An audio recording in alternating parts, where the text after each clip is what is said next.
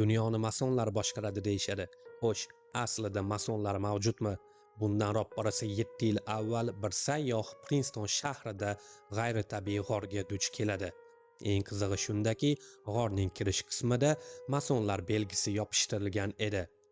Sayyoh o'zida kuch to'plagan holda g'orning ichiga kira boshlaydi va ne ko'zi bilan ko'rsinki, u yerda yog'ochdan yasalgan skameykalarga duch keladi. Bir-biriga qaratilgan bu skameykalarda odamlar bemalol 2 va 3 qavat bo'lib o'tira oladi. Va bu ham yetmaganidek, sayyoh bir necha bolalar oyoq kiyimiga ham duch keladi va eng qo'rqinchlisi esa u yerda g'ayritabiiy hayvon suyaklari mavjud edi. Skameyka, bolalar oyoq kiyimi va hayvon suyagi. Xo'sh, nima deb o'ylaysiz?